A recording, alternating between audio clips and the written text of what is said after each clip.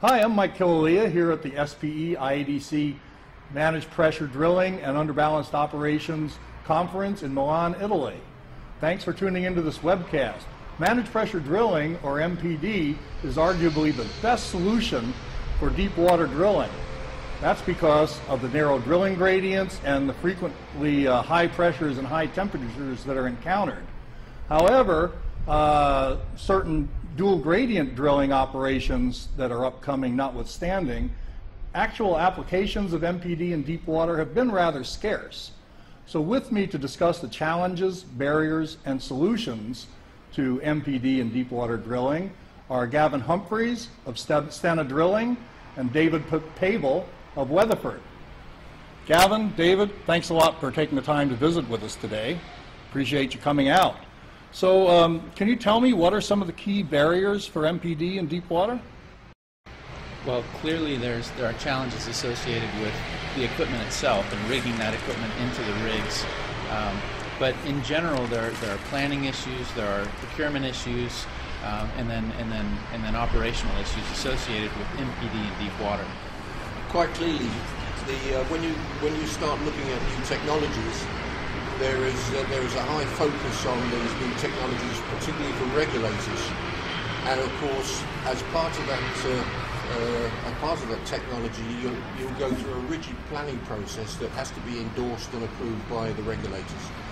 You also have to have new equipment that in fact is acceptable to the classification companies like DNV or ABS, because if you can't get the classification, you can't get the assurance, which means that basically the whole gamut it's all about satisfying the regulators, making sure the kit is appropriate for its activity, and last but not least that your crews and your people are well trained to actually mitigate any problems. So when we're talking about regulators, talking about classification societies, we're usually talking about solutions that involve a pan-industry approach. So what can industry do to overcome some of these hurdles? The problem you have, of course, is you see that David and I were basically service providers. I provide a drilling platform, and David provides the drilling services. But the problem you have, of course, is within this cycle, you have to have the operator, because the operator is the one that has to tell us what they want. So to accelerate the use of these technologies, there should be a forum that incorporates the drilling contractors and the service company and the operators, all who have a drive and a desire to increase the activity levels within these drilling technologies. That's right, and I think we're doing that to a certain degree in the committee itself, in the UBO MPD committee. That's the IADC. IADC. Yep. So currently we're developing best practices for MPD, just in general for a certain methodology of MPD with applied surface back pressure.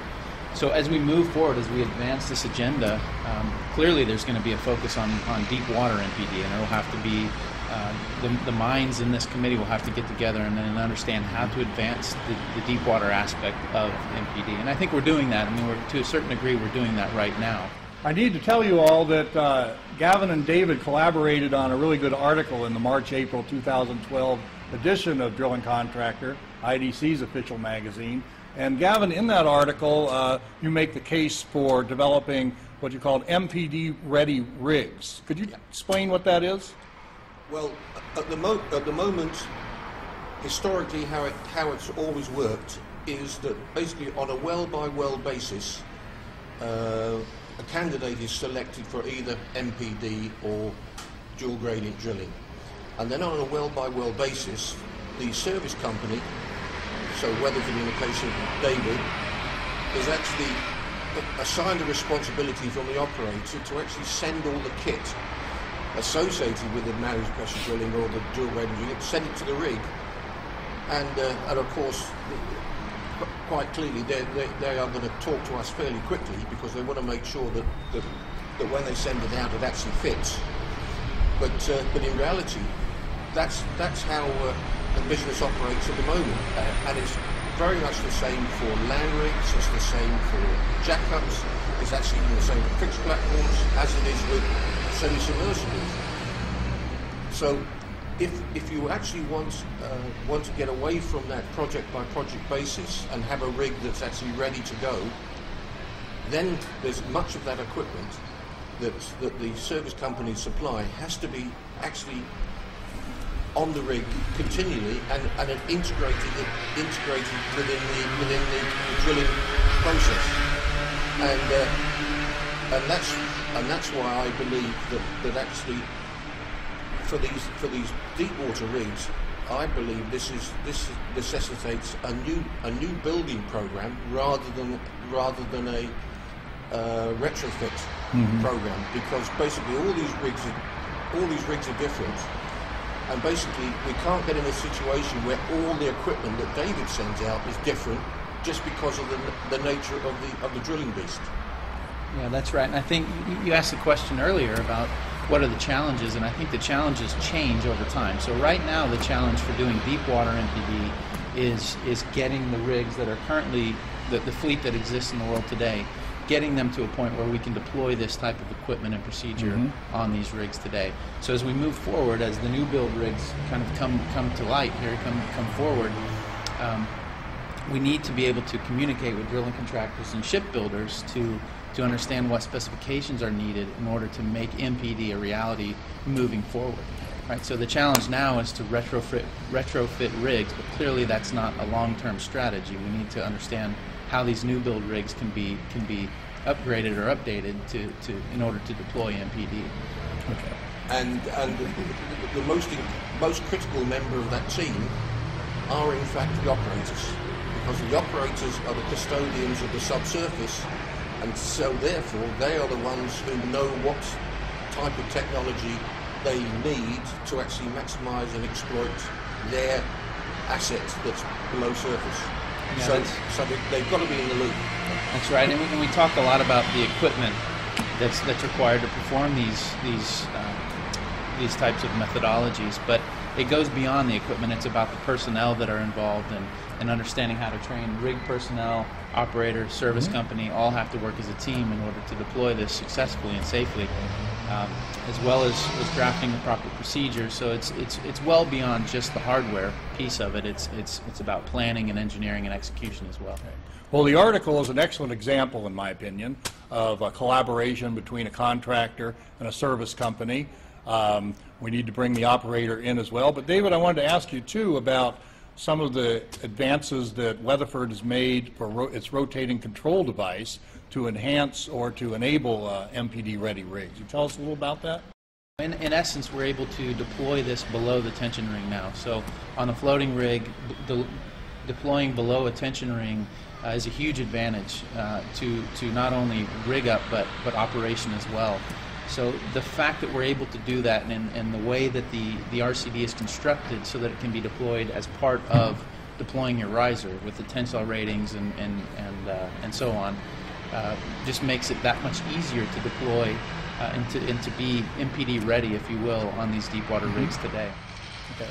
What's the long-term outlook?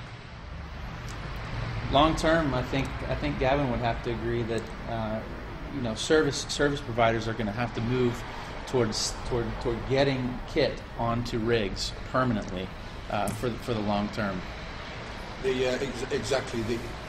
In the long term, I can see no other solution, except of course there is a little bit of a problem, of course, because again you have to have the operator in this game, because basically he is the one who ultimately selects which service company he wants to provide his MPD services. You see, that would not be my choice as the drilling contractor. That is the choice of the operator. But in the longer term, I believe that these MPD riser systems should be fitted on. Well, I'm for example pushing to actually put these systems on our new build drill ships permanently, because you're finding with these big drill ships that are highly mobile, they're going all over the world, and they go from regions to regions where basically this technology, floating mudcap or pressurized mudcap technology is applicable. And then they'll go round the corner into the Mediterranean where MPD is applicable.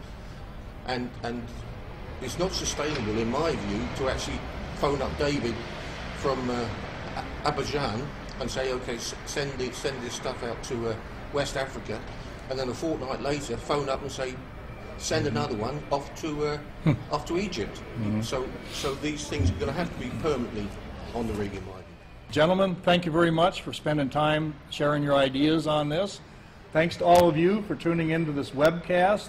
As you can tell, managed pressure drilling is a way of the future, with great ideas like those expressed by David and Gavin here today, and through the work of the IADC, MPD, and UBO committee, we'll take managed pressure drilling to the next level for the benefit of the drilling industry and the well construction industry, but also the general public, so that we can drill more safely, efficiently, around the world at all times.